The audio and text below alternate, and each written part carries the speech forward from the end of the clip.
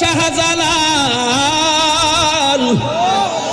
এই বাঙ্গুরায় কত মানুষ মরল, 200 বছর হইল, কবরও চিনি না, নামও জানি না। আর আপনার 750 বছর হয়ে গেছে, আপনার নামের পতাকা বাংলার জমিনে সুলতানুল আউলিয়া হিসাবে উঠতেছে। ও শাহজালাল, আপনিও তো বান্দা, আমিও তো বান্দা, আমারে ভুলে গেল, আপনাকে স্মরণ রাখলো কারণটা কি? বাবা শাহজালাল বলেন, আমি আমার জীবনটারে মদিনাওয়ালার প্রেমে কুরবান করে দিয়েছি, এই জন্য আমি চলে যাওয়ার পরেও আমার রওজা জিন্দা রয়েছে।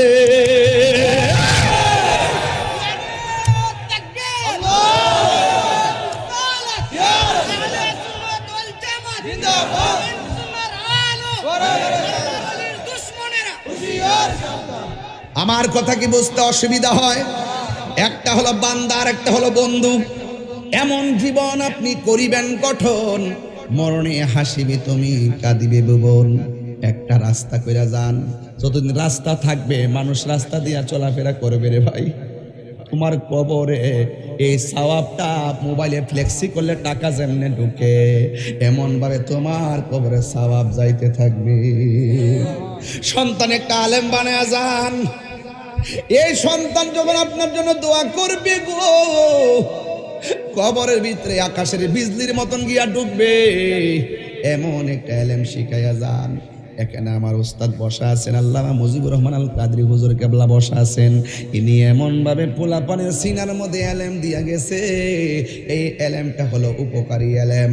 এই এলেমটা যতদিন পর্যন্ত চলমান থাকবে রে বাবা, ওই সওয়াবটা কবরের মধ্যে হুজুর কেবলা নিজেও পাবেন। কথা বলেন ঠিক কিনা? এ বন্ধুরে,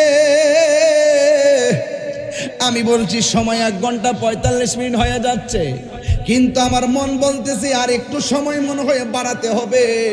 তবে কথা বলা দিয়া যায় হায়াতের মালিককে। পরের জায়গা পরের জমিন ঘর বানায় আমি রই, আমি তো সেই ঘরের মালিক নই।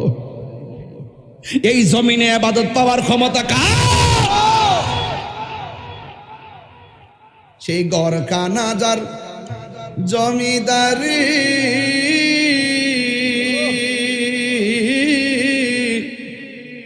আমি পাই না, সেই গড় খানাজার জমিদারি